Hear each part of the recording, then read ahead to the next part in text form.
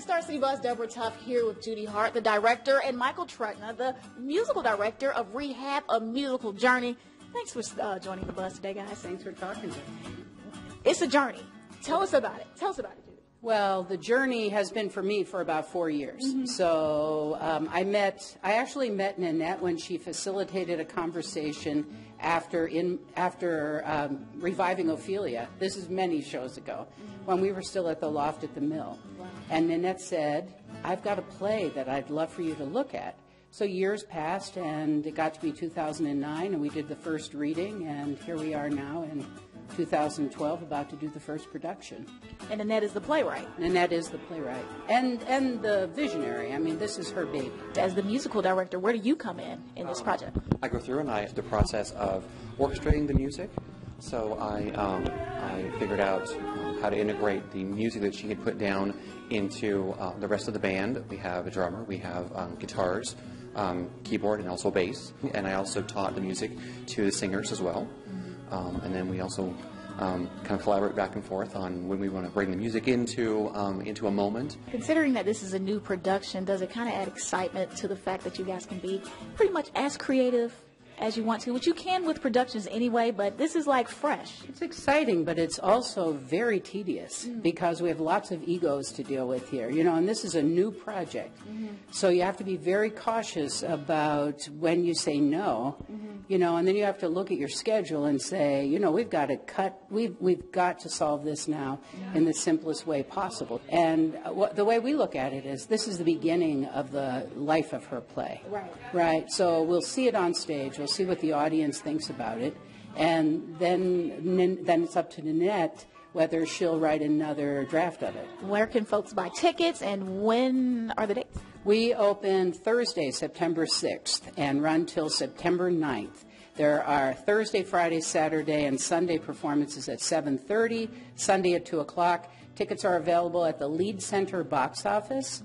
And I think maybe you're going to put the phone number up and the email up, right? It's probably going to go right here, there. right across my chest. Right across the chest. So, yeah, because it's leadcenter.org is the box office, but I don't know the phone number, so sorry. No, it's okay, because we're going to put it right there. Okay. Right there. Very good. And we hear about this Nanette. What is she really about? We talk to Nanette and some of the actors coming up.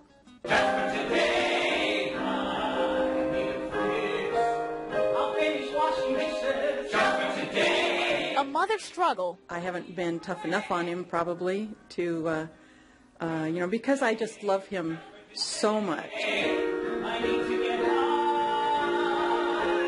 his son's addiction. Lenny has a big chip on his shoulder. Make up Rehab, A Musical Journey. We don't know whether Lenny is going to accept this process or not. An original piece by local therapist and new playwright Nanette Gingery. Rehab, A Musical Journey is about Lenny, a small-time con who reluctantly goes into rehab. It's about all the big personalities and people he meets there and their journeys in recovery and the choices they make. 5 years ago, Nanette made a choice of her own. I was on the treadmill one day, just thinking about my life. I have a past in musical theater, and then I also am a therapist. And I was reading an article on different musicals. And I thought, I'm going to write a musical, Rehab, A Musical Journey. And I ran downstairs and grabbed a pen and a napkin and just started writing. About characters with very real issues. His partner, Paul, has given him an ultimatum. This is her final time because her kids have been taken away from her. Issues that hit home for some of the cast, as the saying goes, art imitates life. That's how I, investigated my role. I lived it.